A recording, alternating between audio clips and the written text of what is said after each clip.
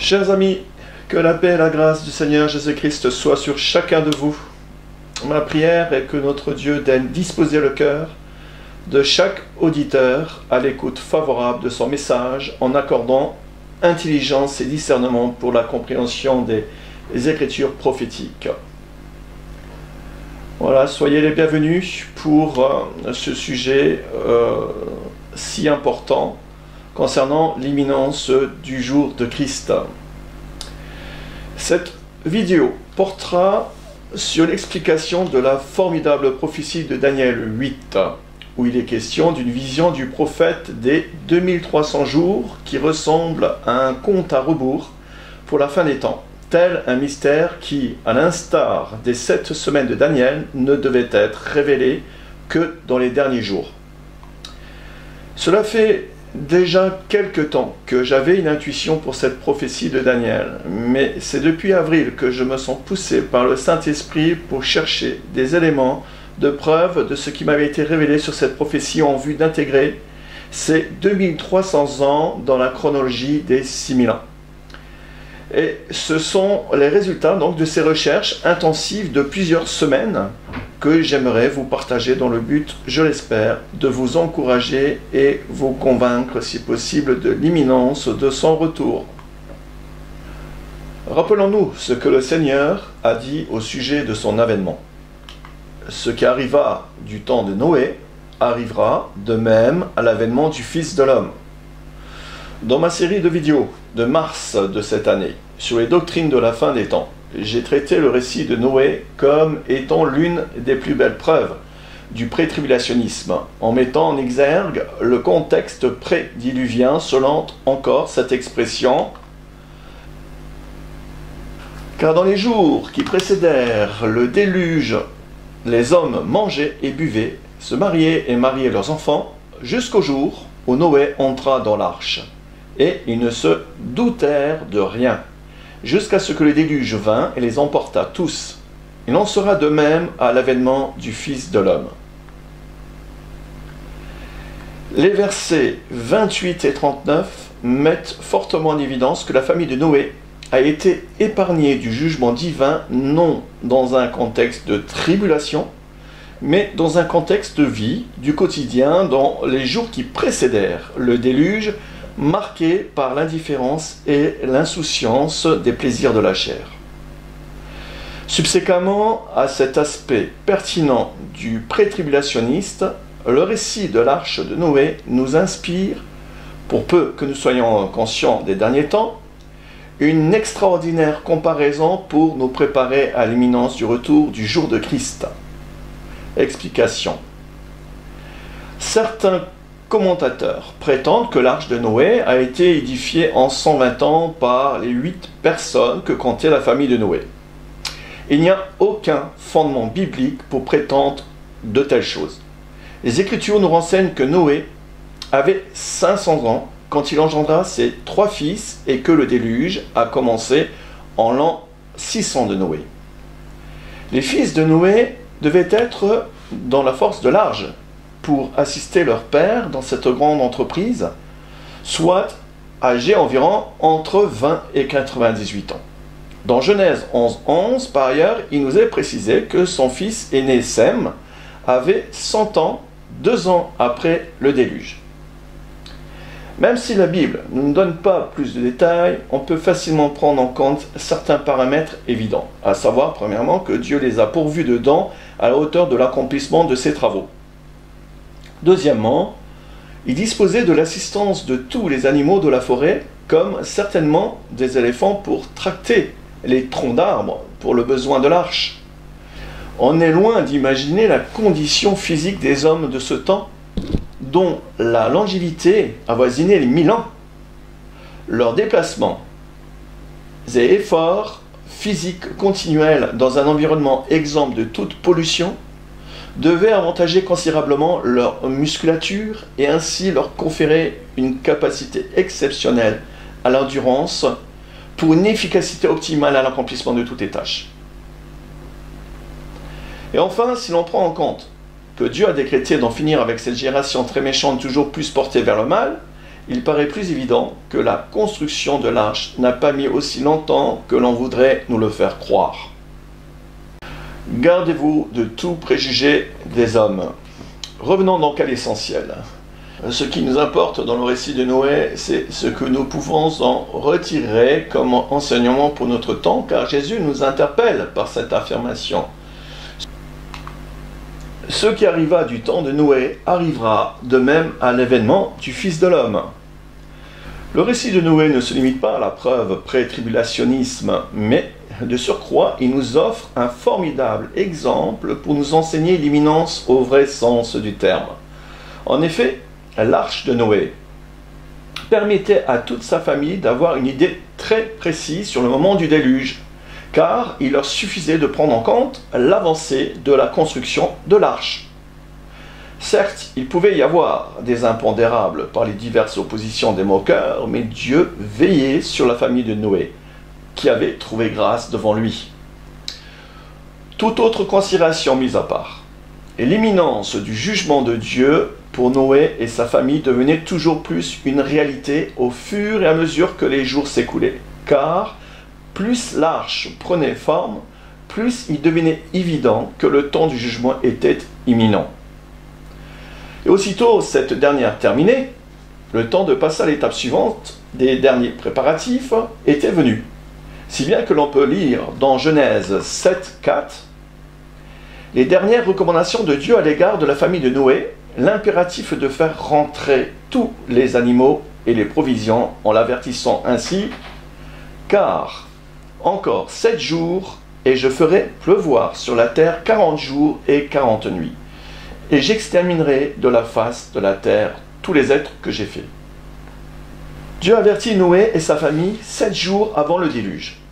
Une confirmation de la résolution divine de mettre à exécution sa parole à laquelle Noé et sa famille étaient préparés compte tenu de leurs repères. Ils savaient par l'achèvement des travaux de l'arche que le jugement divin était imminent avant même ce délai de 7 jours. Alors je ne sais pas si le Seigneur nous confirmera quelques jours avant sa venue. Pour ma part, je le crois. Mais ce qui paraît plus évident, pour autant qu'on y prête toute notre attention, c'est qu'il a prévenu son Église des derniers jours, tout comme Noé, de prendre conscience de l'imminence de ses jugements. Le jour du Seigneur arrivera subitement comme un voleur pour surprendre l'ensemble de tous les habitants de la terre et nul n'y échappera. Il n'en reste pas moins vrai que l'apôtre Paul dans 1 Thessaloniciens 5:2 et Luc au chapitre 21, 32 à 33, nous affirme qu'en tant que citoyens des cieux, les enfants de Dieu ne sont pas concernés par ce jour-là.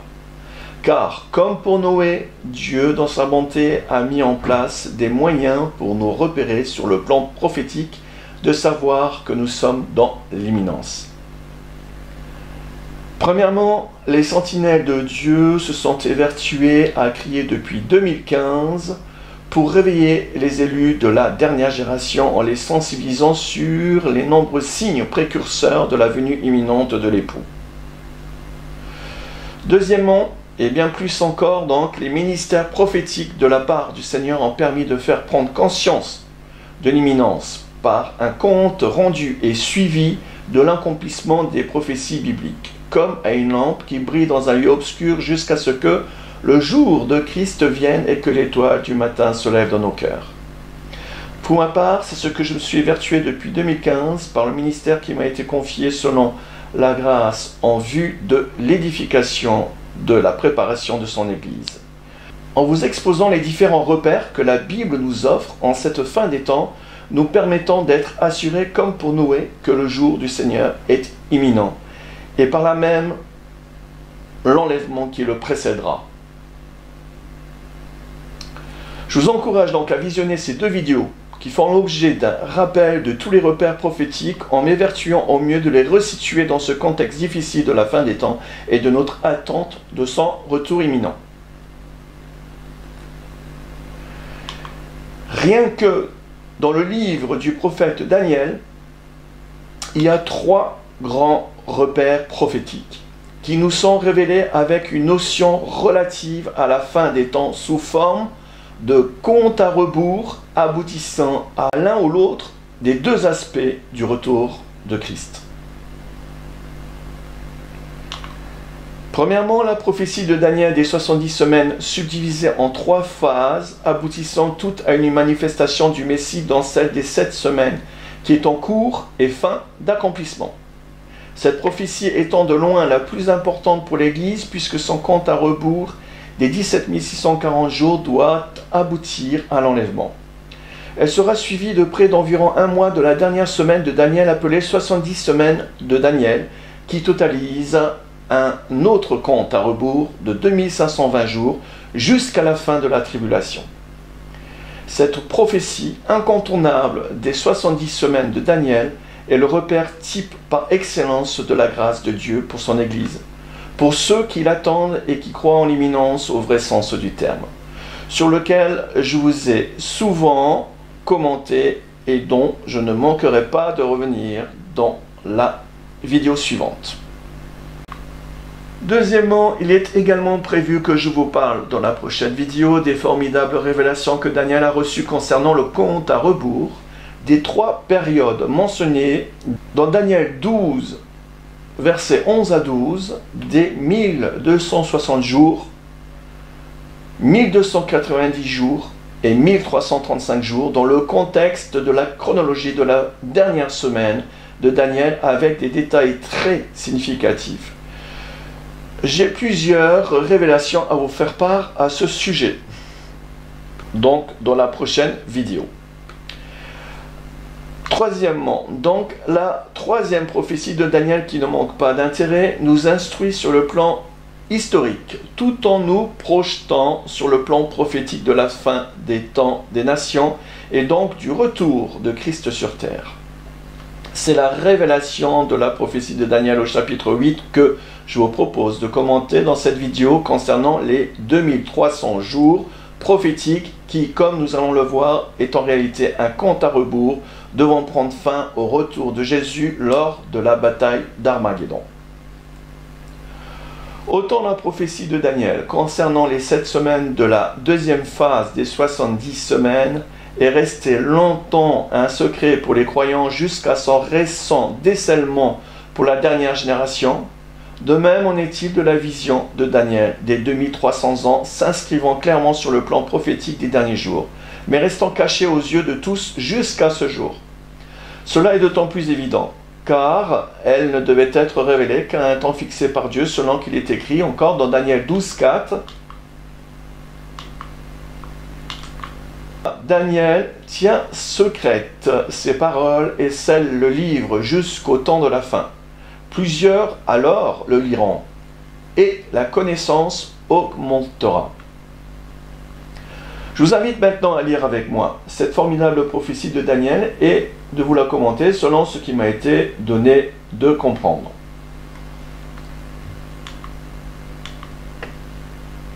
La 3e année du règne du roi Belchazzar, moi, Daniel, j'eus une vision, outre que celle que j'avais eue auparavant. J'eus une vision et il arriva, comme je regardais, que j'étais à Suse, la capitale, dans la province d'Élam, et dans ma vision, je me trouvais près du fleuve du Laï.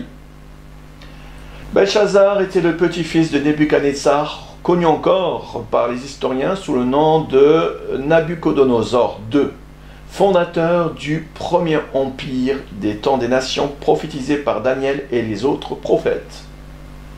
Ce premier royaume dura 70 ans et Belchazzar, étant le dernier souverain de cet empire, régnait conjointement avec son père Nabodine. Le second empire des temps des nations, qui vient en remplacement du premier, est l'empire médo-perse. Les 2 villes les plus importantes de l'empire perse, l'actuel Iran, étaient Persépolis et Suse, la capitale située un peu plus au nord, dans la province d'Élam, d'où le nom des Élamites. Là où vous pouvez constater les 2 parties en vert, en fait, sur la carte. Toutes les archives étaient concentrées à Persépolis, en fait, dont les découvertes archéologiques du dernier siècle ont pu recueillir des milliers de tablettes en argile nous renseignant sur cette période d'histoire appelée les Achéménides.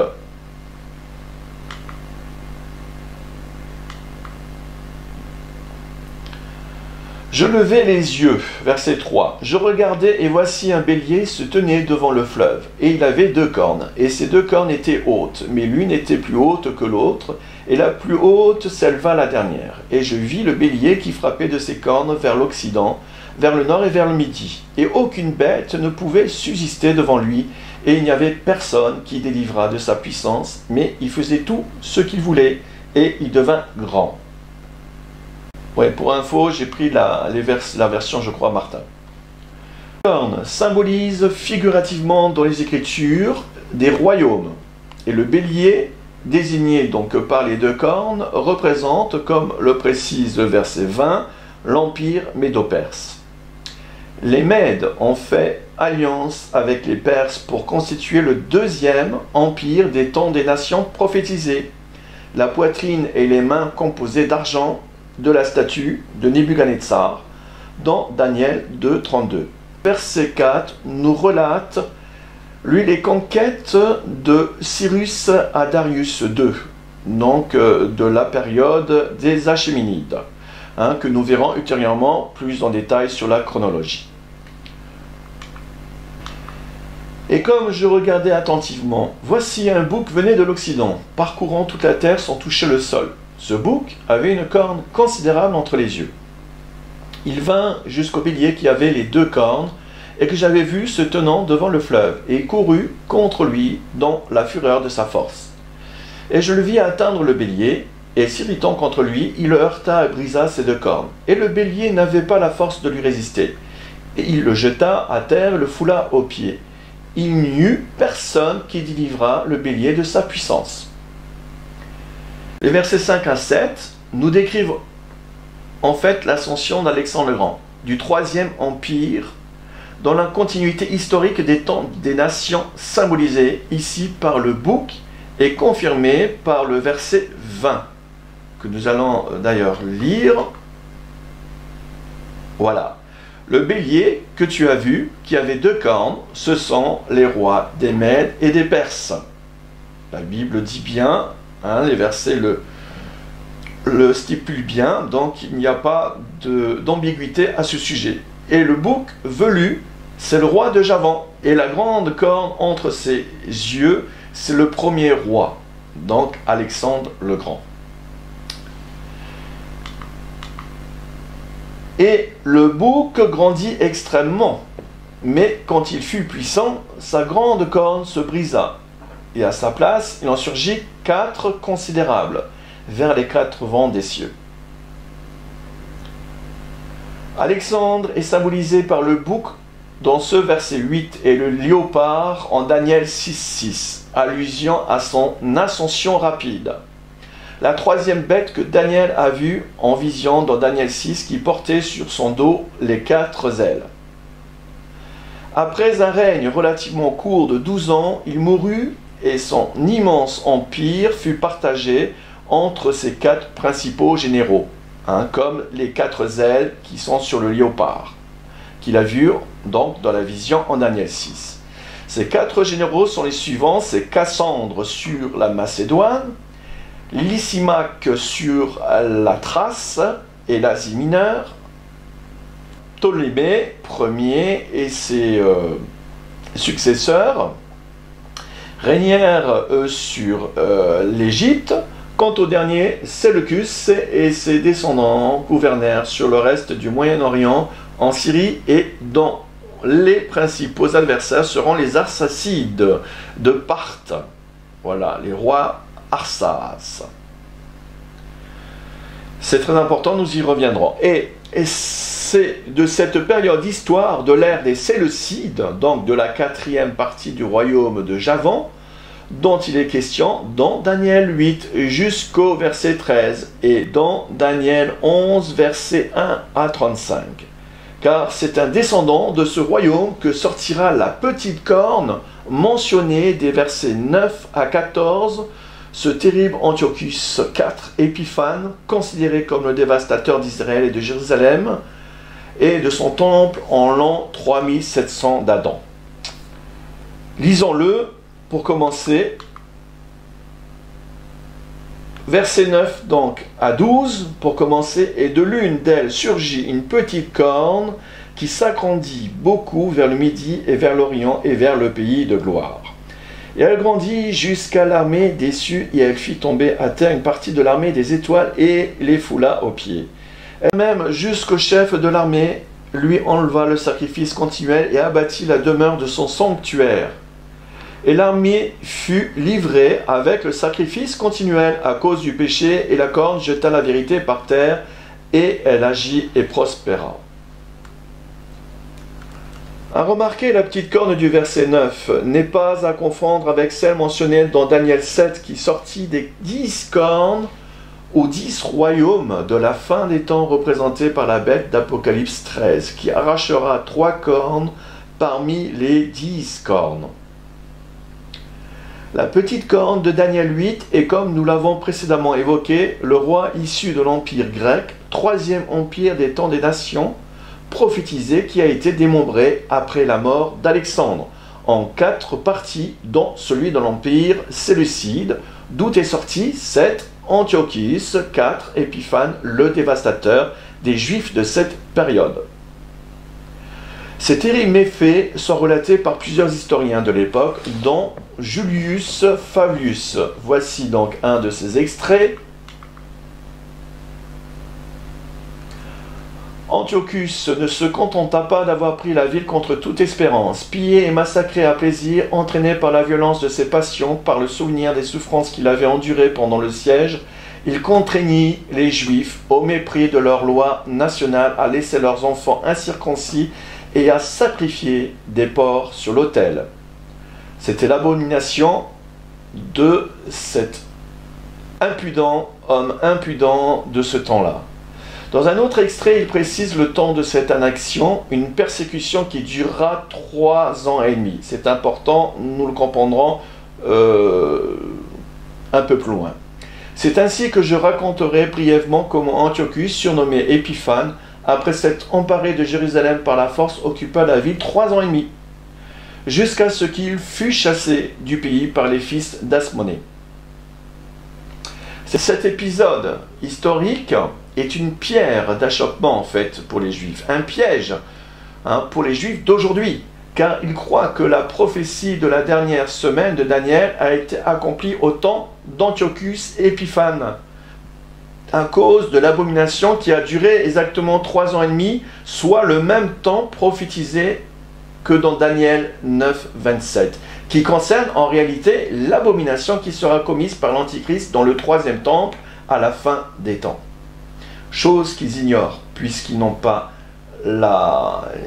puisqu'ils ont un voile sur leurs yeux et qu'ils n'ont pas le Nouveau Testament, puisqu'ils ne croient pas dans le Messie Jésus-Christ.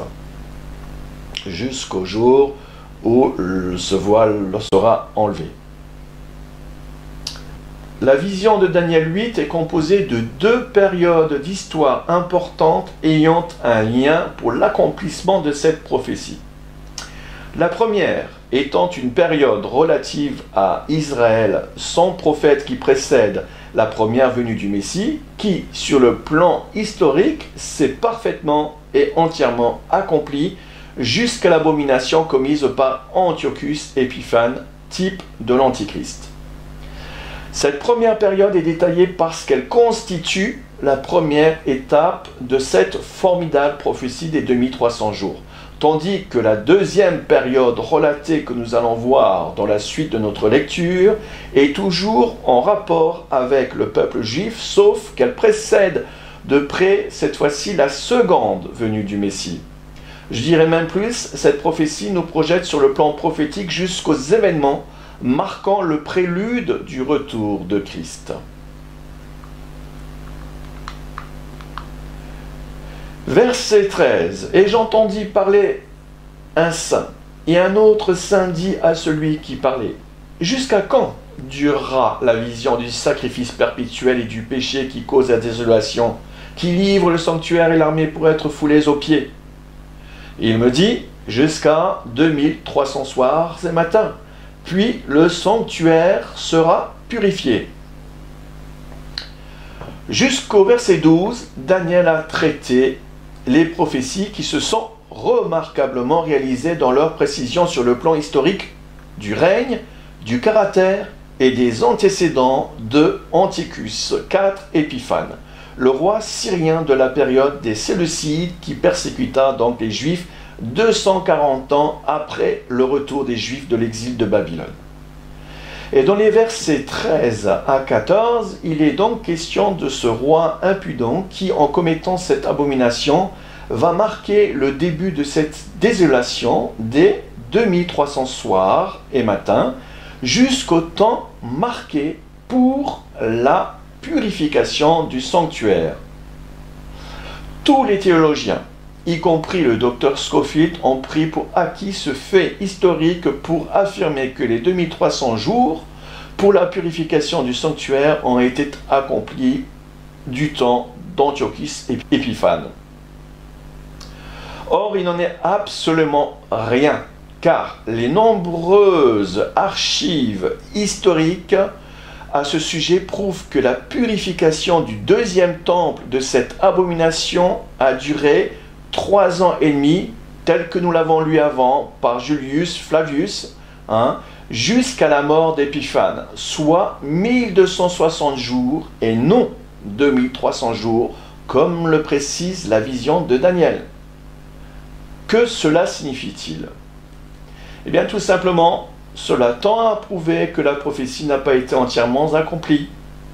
Car s'il est évident que les 2300 jours commencent effectivement à partir de l'abomination d'Antiochus Épiphane, qui n'est qu'un type d'antichrist, elle doit en revanche remplir cette dernière condition, à savoir qu'une durée de 2300 soirs et matins doit s'écouler pour la purification du temple. Prophétie qui reste à venir. Le docteur Scofield, en revanche, a relevé de manière très intéressante que dans le livre de Daniel, le mot dévastateur apparaît 7 fois sous différentes formes. Ce sont des éléments importants pour comprendre aussi la prophétie. Donc, premièrement, le sanctuaire dévasté du temps de Daniel par Nebuchadnezzar, dans Daniel 9, 17, c'est moi qui le rajoute, de 3408 d'Adam ou en moins 537. Que nous allons voir par ailleurs sur la chronologie. Deuxièmement, le sanctuaire souillé par Antiochus, donc Épiphane, que nous sommes en train de voir en Daniel 8, 13, en moins 245, qui débute les 2300 jours de la vision. Troisièmement, du pays d'Israël en ruine, mot dévastateur du pays d'Israël en ruine de la fin de la dynastie de Juda lors de la captivité du dernier roi Sédéchias, et ça c'est dans Daniel 9, 18. Quatrièmement, de la dévastation du sanctuaire en l'an 70 de notre ère lors de la prise de Jérusalem et de la destruction du deuxième temple, après que le Messie aura été retranché, nous dit Daniel 9, 26. Et pour référence en Luc 21, 20. Cinquièmement, du sanctuaire dévasté par la bête dans Daniel 9, 27. Sixièmement, du sanctuaire dévasté par la bête dans Daniel 11, 31. Et enfin, la 7e fois mentionné dans Daniel, du sanctuaire dévasté par la bête dans Daniel 12, 11. Nous avons le relevé ici précis des dévastations commises sur les 3 temples de Jérusalem. Les 2 premiers sur le plan historique et le 3e à venir sur le plan prophétique.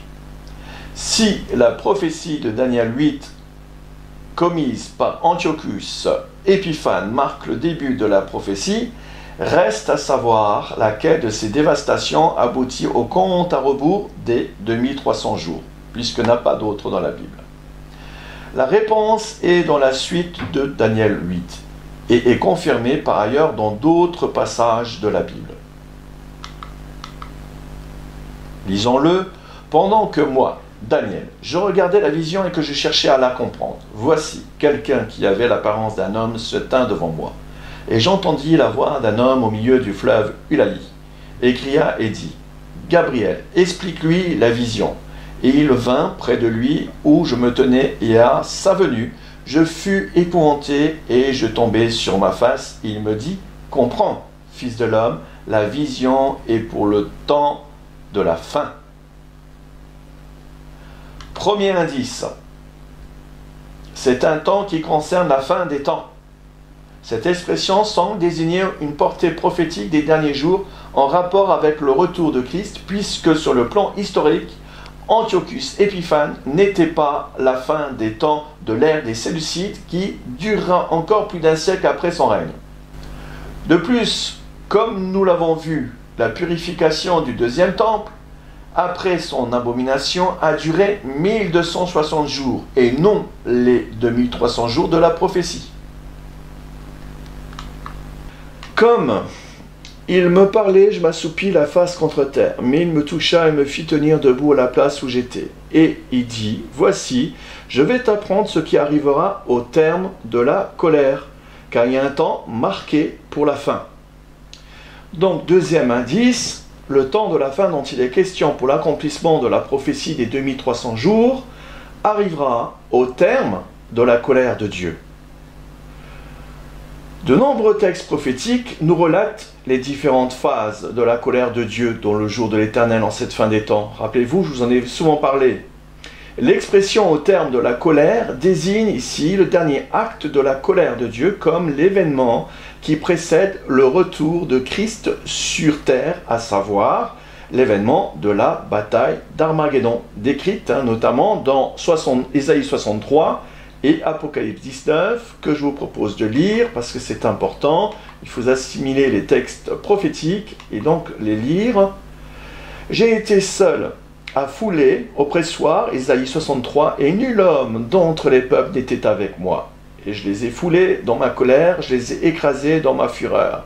C'est Christ qui parle là. Leur sang a jailli sur mes vêtements, et j'ai souillé tous mes habits. Car un jour de vengeance était dans mon cœur, et l'année de mes rachetés est venue. Je regardais et personne pour m'aider. J'étais étonné, et personne pour me soutenir. Alors mon bras m'a été en aide, et ma fureur m'a servi d'appui. J'ai foulé des peuples dans ma colère, je les ai rendus ivres dans ma fureur, et j'ai répandu leur sang sur la terre. Ça décrit bien la bataille d'Armageddon, le dernier acte de la colère de Dieu. Et celui dans Apocalypse 19, pareil, savoir que c'est Armageddon, la 7e coupe de la colère. Donc les 7 coupes de la colère, et là nous sommes dans le dernier vraiment acte de cette colère. Allez, passons directement à Apocalypse 19, les versets 11 à 14 nous décrit donc la personne de Christ revenant sur cheval blanc avec son armée, qui sera principalement l'Église. Et nous lisons donc à partir du verset 15. De sa bouche sortait une épée aiguë pour frapper une nation. Il les pètera avec une verge de fer et il foulera la cuve du vin de l'ardente colère du Dieu Tout-Puissant. Il avait sur son vêtement et sur sa cuisse un nom écrit « Roi des rois et Seigneur des seigneurs ».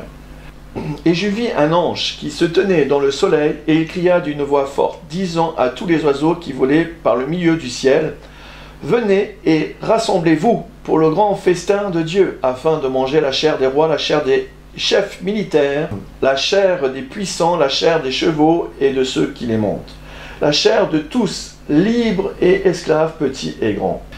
Et je vis la bête et les rois de la terre et leurs armées rassemblés pour faire la guerre à celui qui était assis sur le cheval et à son armée. Et la bête fut prise, et avec elle le faux prophète qui avait fait devant elle les prodiges par lesquels il avait séduit ceux qui avaient pris la marque de la bête et adoré son image. Ils furent tous les deux jetés, vivant dans les temps ardents de feu et de soufre, et les autres furent tués par l'épée qui sortait de la bouche de celui qui était assis sur le cheval. Et tous les oiseaux se rassasièrent de leur chair. Amen. Et si l'on compare ces textes prophétiques à la suite de ce qui nous est précisé dans Daniel 8, à la suite de notre lecture du verset 23 à 25 que nous allons lire maintenant, concernant les 2300 jours de la vision, ces textes, cette prophétie nous propulse jusqu'à la fin du règne de la bête et donc de la fin des temps. Voilà, lisons-le. Et à la fin de leur règne, quand les pécheurs auront comblé la mesure, il s'élèvera un roi au visage audacieux et entendu dans l'artifice, sa puissance s'accroîtra, mais non par sa propre force. Il fera des ravages extraordinaires, il réussira dans ses entreprises, il détruira les puissants et le peuple des saints. Et par son habileté, il fera réussir la fraude dans sa main. Il sera orgueilleux dans son cœur, et à l'improviste, il fera périr beaucoup de gens. Il s'élèvera contre le prince des princes, mais il sera brisé sans le secours d'aucune main. À partir du verset 23, la prophétie traverse les siècles jusqu'au temps de la fin, c'est-à-dire jusqu'au moment de l'apparition de la bête, sa domination et sa fin soudaine. Et la réponse à notre question concernant la fin du compte à rebours des 2300 jours pour la purification du sanctuaire seront accomplies au verset 25 à la fin des temps des nations, quand la pierre symbolisée par le prince des princes Jésus-Christ, le vrai Messie, détruira le dernier royaume représenté par le songe, vous savez, de la statue de Nebuchadnezzar, mentionné dans Daniel 2, versets 44 à 45. La vision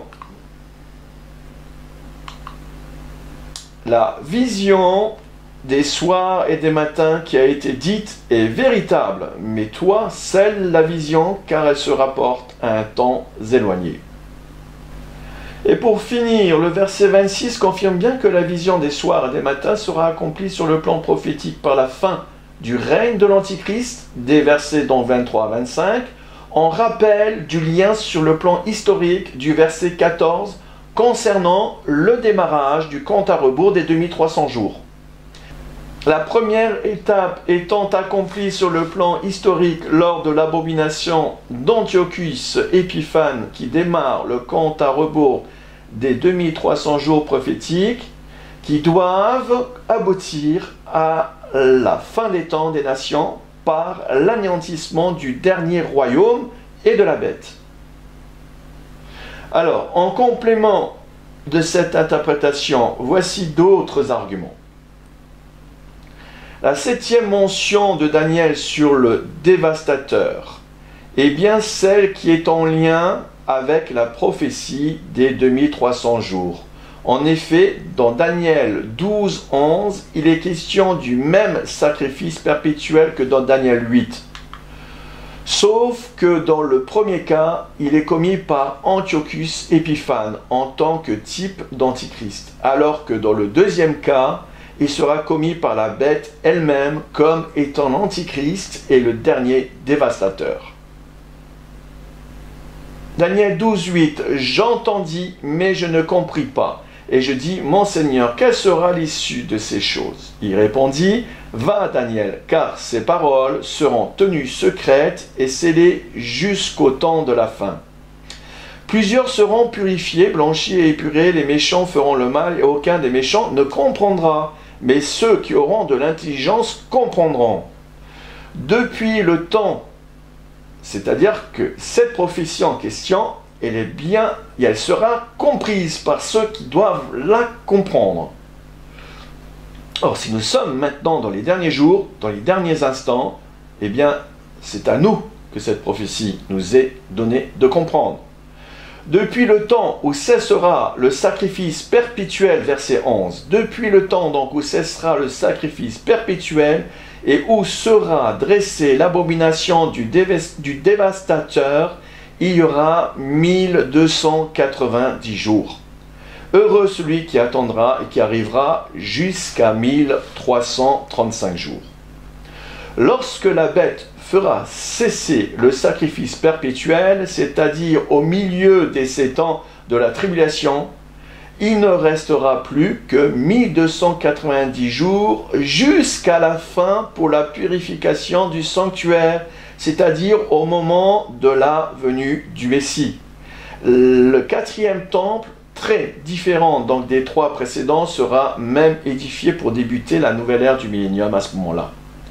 Mais à partir de l'interruption du sacrifice perpétuel du dévastateur de Daniel 8, commis par Antiochus Épiphane, il y a 2300 jours jusqu'à la fin des temps des nations pour arriver au terme des 1290 jours de Daniel 12, verset 11. Comment cela est-il possible? Parce qu'en réalité, les 2300 soirs et matins, qui sont en fait des jours prophétiques, eh bien, en chaque jour correspond à une année. Cela nous est confirmé dans Ézéchiel 14, si bien que les 2300 jours nous donnent 2300 années. Je te compterai un nombre de jours égal à celui des années de leur iniquité.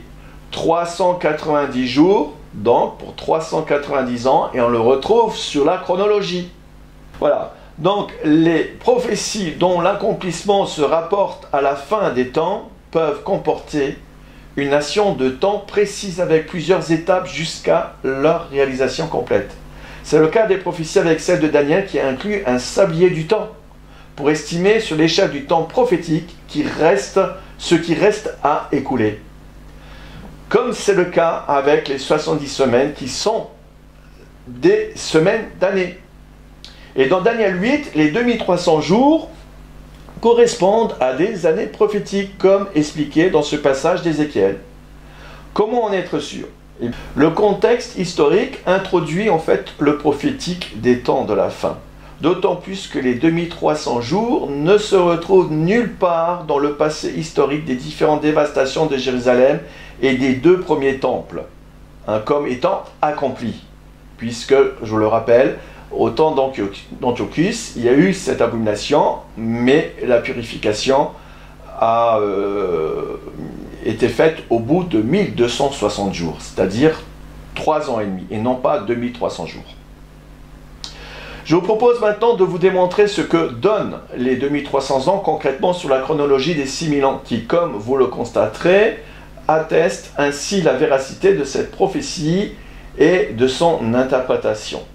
Compte tenu des explications de la prophétie de Daniel 8 vues précédemment, si les 2300 ans doivent aboutir à la fin des temps, cela signifie obligatoirement que pour atteindre les 6000 ans, il reste donc 3700 ans d'Adam jusqu'à l'abomination d'Antiochus Épiphane.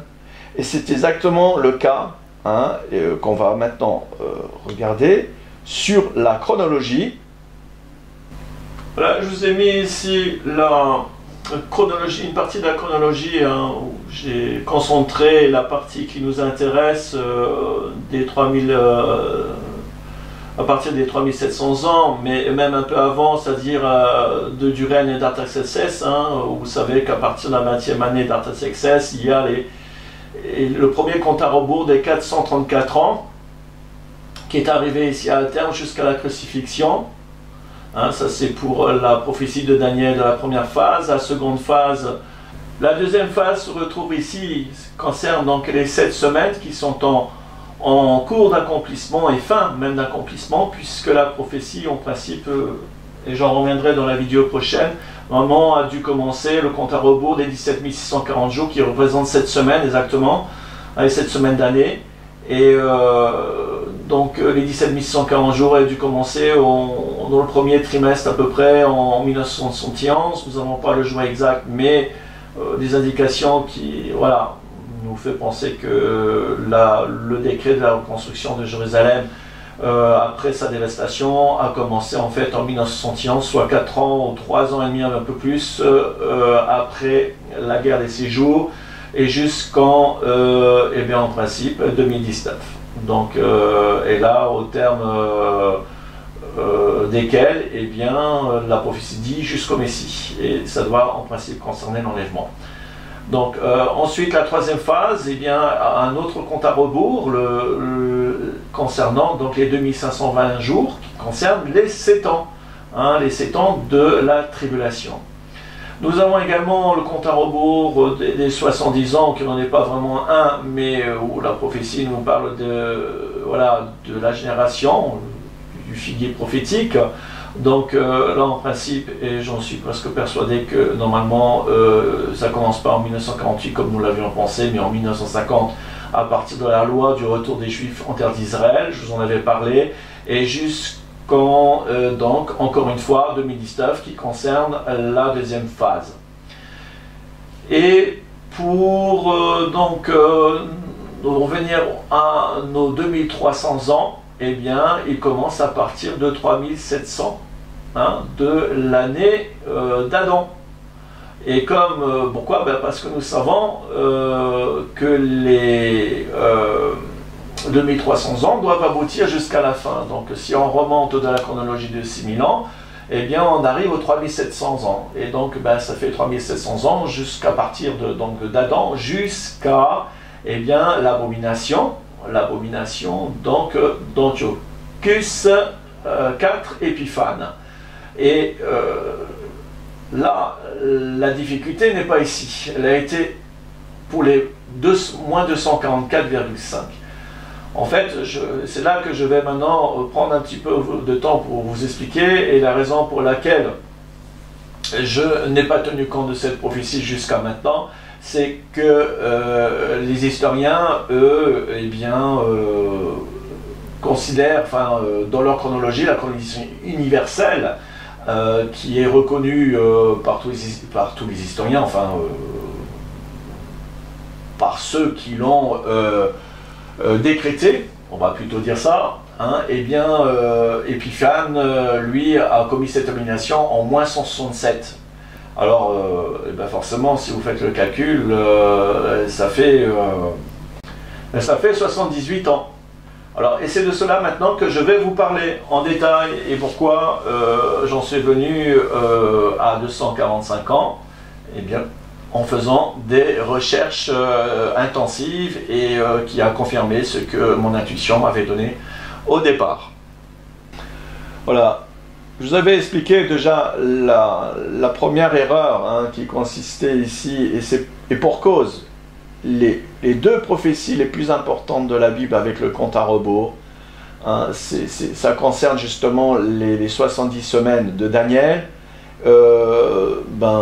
dont les historiens ne pouvaient pas prendre en compte et qui ne doivent pas connaître, ils ne doivent pas savoir, puisqu'ils ne sont pas concernés par cette prophétie. Et donc c'est pour ça qu'à partir de l'année du règne d'Artaxerxès, il y a des anachronismes incroyables.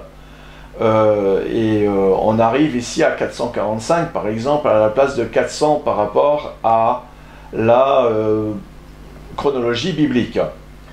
Et donc ici on a une différence de 45 ans, mais qui est en réalité qu'en faisant la conversion on arrive même à 51 ans. Je me suis expliqué plusieurs fois là-dessus, donc je ne suis pas là pour compliquer les choses. Ce que je tenais à dire, c'est que cet anachronisme, c'est donc une impossibilité de synchronisation, ou plutôt une mauvaise synchronisation de l'histoire entre les peuples. Et donc pour essayer de synchroniser, donc ils partent du fait que comme ils prennent les éléments des règnes du roi et différents éléments, mais à l'époque c'était pas marqué moins 400 de Jésus-Christ, c'était marqué le nombre, l'année de règne, hein, donc par exemple pour Artaxerxès c'était 41 ans. Donc, ces historiens qui ont fait chacun leur chronologie pour parvenir à une chronologie complète. Or, et c'est là qu'il y a un anachronisme, comme je vous l'ai montré, et qu'on retrouve ici. Voilà. C'est-à-dire la fin de l'empire des Achéménides, hein, donc des Perses, où on voit ici, par exemple, que le tableau que je vous ai mis, et qui compte par exemple pour Artaxerxès II, hein, sachant que tous les récits ne font pas la différence entre les Artaxerxès 1, 2, 3, ils donnent un contexte. Mais là, l'Artaxerxès 2, ben, c'est nulle part. C'est nulle part. Même Julius, comment il s'appelle, Sextus Africanus Julius, qui était un chrétien chronologiste et historien du IIe siècle, ça, en réalité, il a raison, c'est sa chronologie de cette partie-là. Hein, comparé à aujourd'hui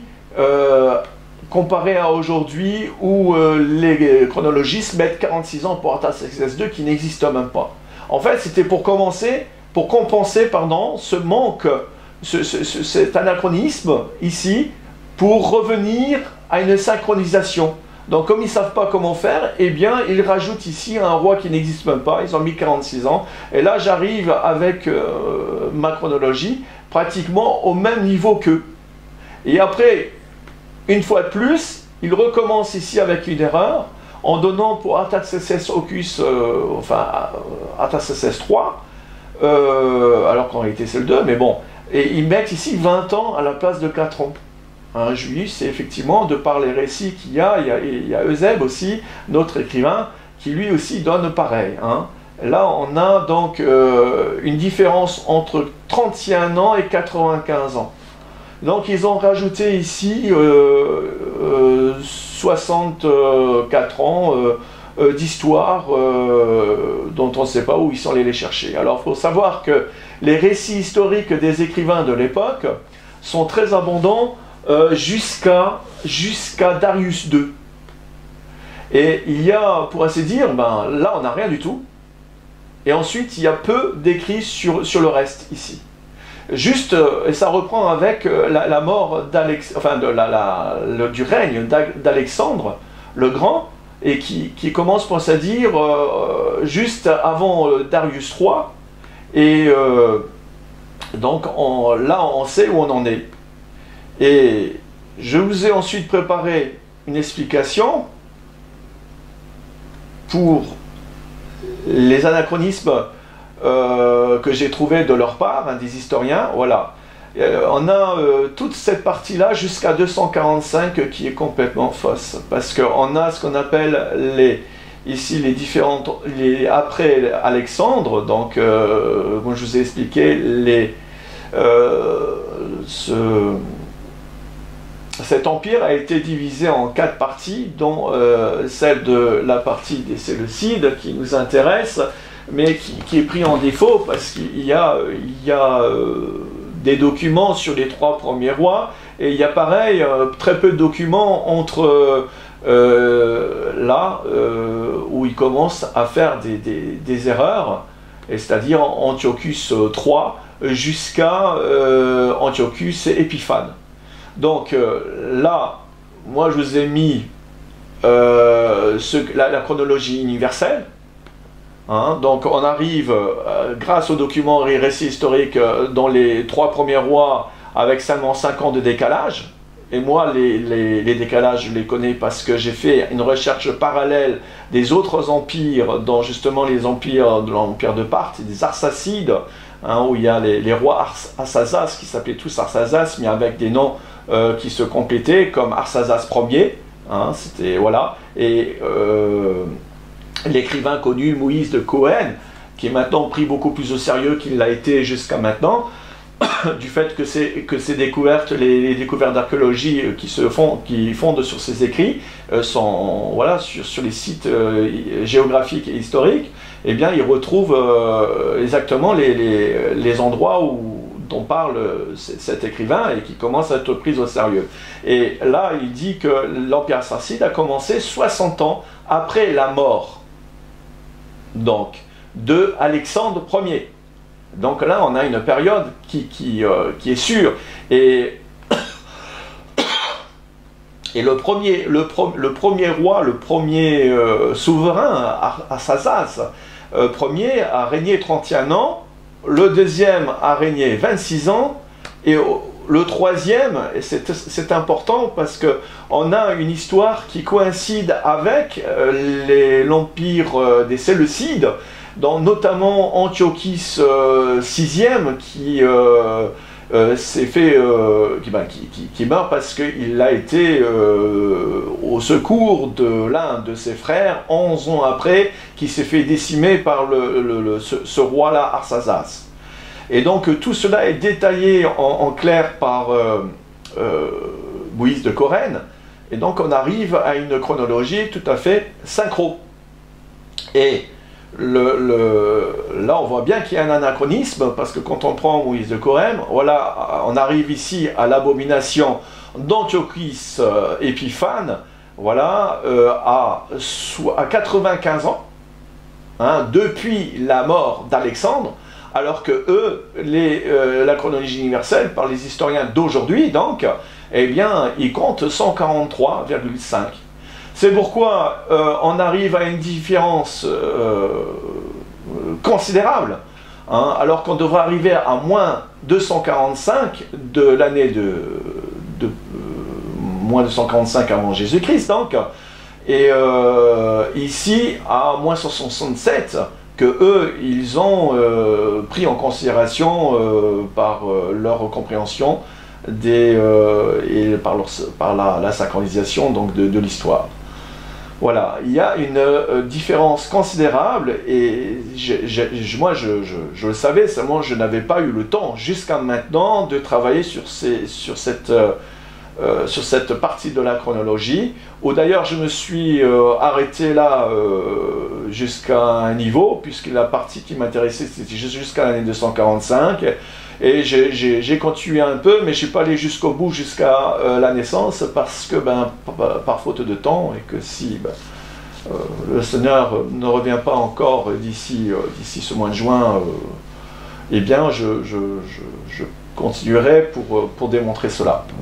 Mais pour l'essentiel, on arrive ici à l'année moins 245, et c'est important parce que si vous rajoutez à l'année moins 245 plus 2300 ans, on arrive donc aux 6000 ans.